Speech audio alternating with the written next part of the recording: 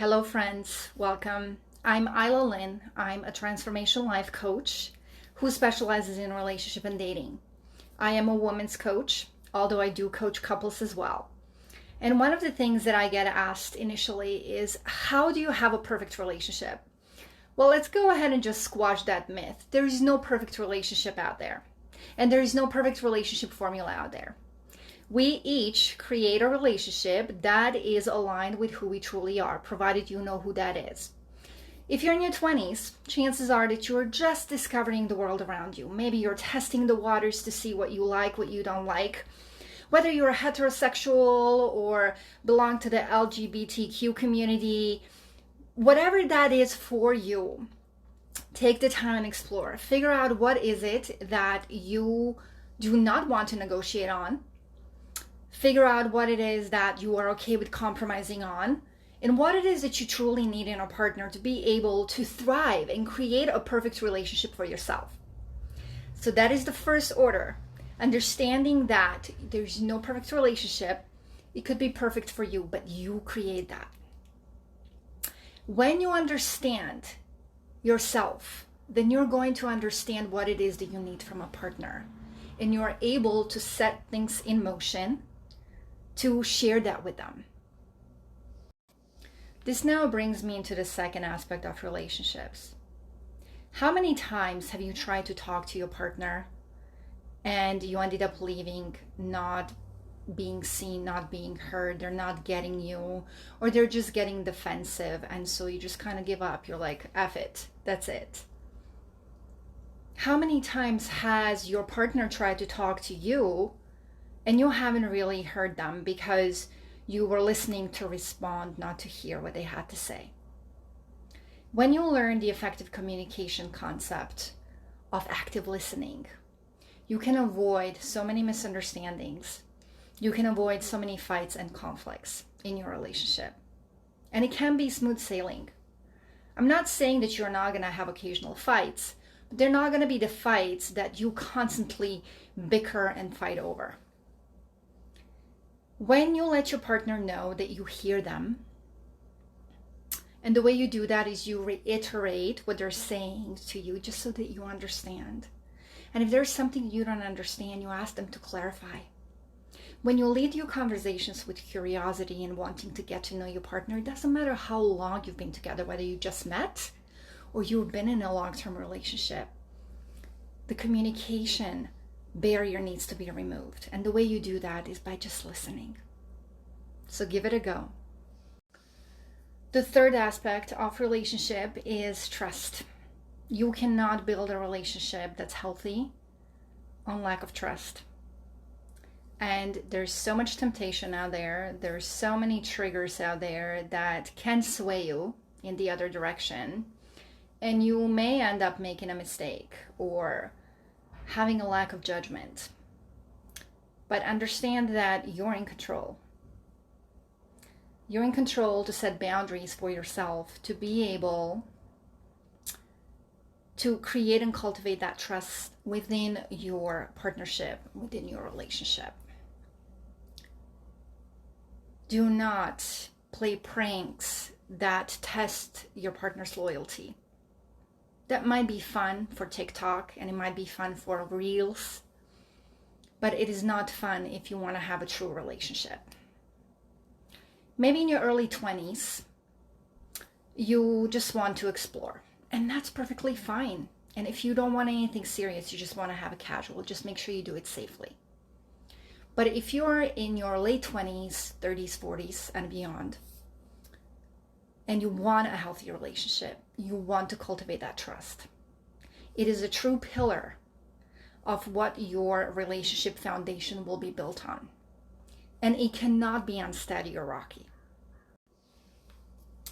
Chances are that your partner might have said that you don't hear me, you're not giving me what I need, you are always doing this or doing that. I wish you did more of this. I wish you did more of that. What they're doing is they're trying to convey to you how they receive love. Now, when we speak about love, we all have love languages. Dr. Gary Chapman has studied couples all across the world and has narrowed down 5 common love languages. Now, every single one of us has a dominant one, but we could have a multiple. So the first is words of affirmation. The second one is acts of service. The third one is quality time. Fourth, physical touch. And fifth is gift receiving. Now think, what is your love language? Do you know it? Do you know the language of your partner? And are you communicating your love in their language? You can be bending over backwards, doing things for your partners, feeling unappreciated for doing all that. And when you say, I don't know what else to do, that's exactly what's happening. You're not conveying your love in the love language that they receive. So give it a go and see it all. The fifth aspect of a relationship that is crucial is for you to understand, what is your attachment style? Are you an anxious attached? Are you an avoidant? Are you a dismissive avoidant? Or are you a secure partner? When you know that, you'll know exactly how to communicate your needs to your partner and what is it that you need to work on personally in terms of personal growth and personal development. A lot of us have had trauma that have caused us to become a certain identity, certain personality. And not to go too much into that, you got to understand that your environment where you grew up in created the persona that you call your personality or identity. But none of that is set in stone as you may believe. Contrary to popular belief, your personality and your identity changes as you shift your self-image. So if you want to be a better partner, you can be that as long as you put the work in it. But understanding if you are an anxious attached is going to help you communicate your needs to your partner and letting them know that this is what I need from you to feel that we're okay. If you're an avoidant, you need to let your partner know that you need space.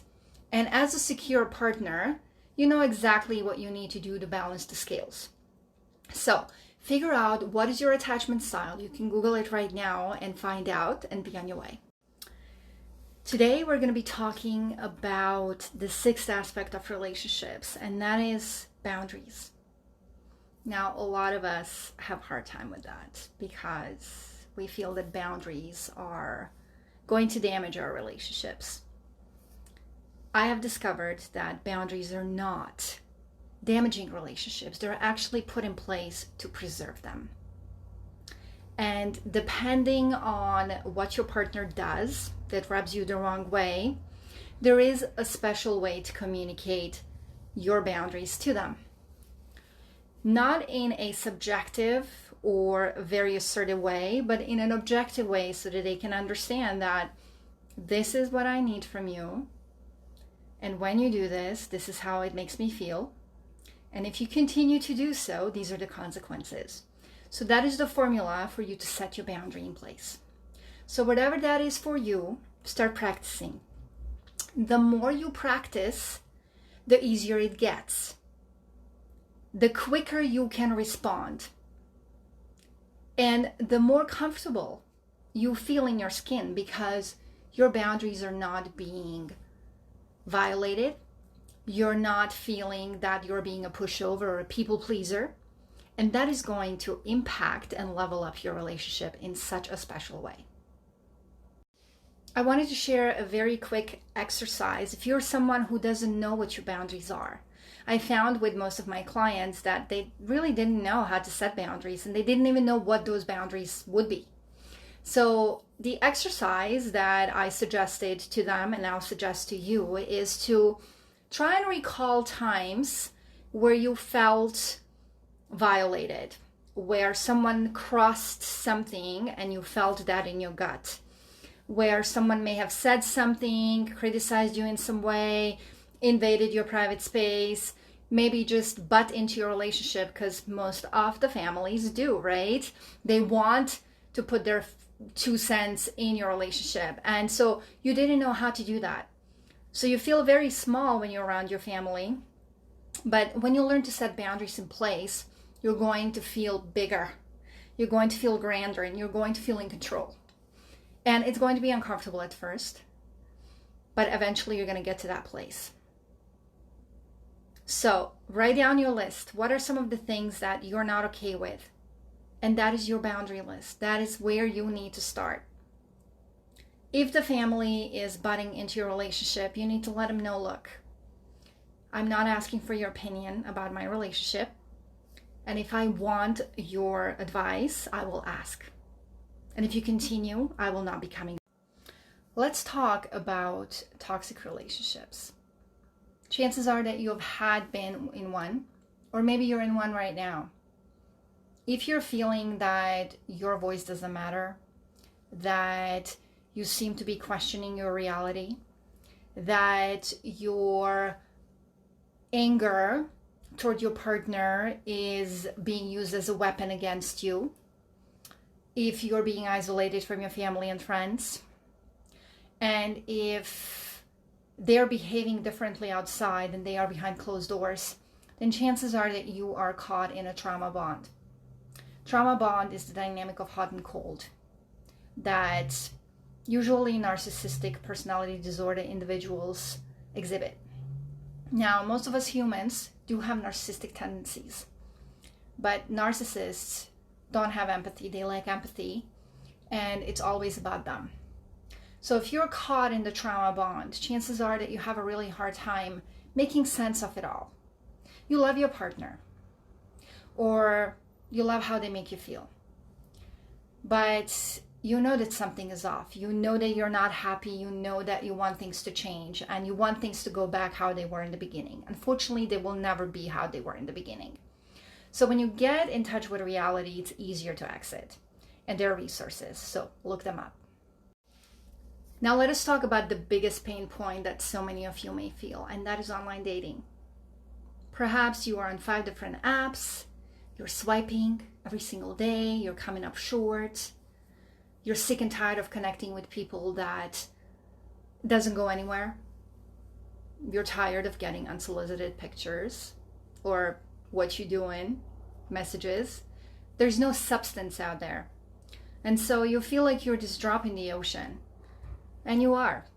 You are a drop in the dating ocean. But there's a way to position yourself to stand out. And the way you start is by optimizing your profile, your dating profile. Change out your pictures and adjust your bio so that it appeals to the people that you want to meet. Above else, choose 3 apps that go with your lifestyle and where your people that you want to meet hang out. This narrows down your search field, but it expands your outreach. Because the more time you waste on all the other apps that are not for you, the less time you're going to have to be able to devote to actually create a connection. So look at your dating profile right now and change some things out. Because what that does, it refreshes the algorithm and pushes your profile to the top. Let's talk about organic dating. Chances are that maybe you're not a fan of online dating. I wasn't, for sure. But you don't know where to meet your people and how to go about it because everybody seems to be virtually available right now. But I can tell you that you can leverage your community to expand that reach for you. And how you do that is you know people. Let people know that you're looking. Let people know that you are ready to mingle and meet someone. And so they're going to keep an eye and ear out for you. Because people know people, right? Take up a class or a new hobby. Something that you've been wanting to do but have been procrastinating on. Typically, when you have that desire, chances are that universe or God or whatever it is that you believe in is trying to direct you. Perhaps your person is there. Maybe you can volunteer in your community. Look up what are some of the events that are happening and sign up to volunteer. And above else, when you're out and about, stop hiding behind your screen. Nobody is going to have the courage to come up to you if you're hidden behind it. And many of us are. So put your phone away and take the environment in. Who knows, maybe someone has had an eye on you already. In conclusion, I wanted to thank Lauren for letting me be a part of the summit. I've had great time putting together some of the things for you, and I trust that you have found this informative and that you have gotten some food for thought as well as some insightful tips that you can try in your relationship. I want to share with you that we're always under construction. As couples, we grow. We grow through the hurdles, we grow through conflict, we grow through getting to know each other. And there's no other way. We humans are meant to grow. We're meant to grow collectively and we're meant to grow individually. So seek to learn things about your partner. Seek to learn things about yourself so that you can up-level your personality, your skills, and your relationships. And as a thank you, I wanted to share a freebie with you. It is a list of dating apps that you may not be familiar with, but there's about 1,500 dating apps out there. So I picked out those that I felt might be the best for you to test out. So go ahead, click on the link, download it, and I'd love to hear from you. What did you love the most? Wherever you are, on whichever platform, I hope you're going to comment what you enjoy the most. And thanks again.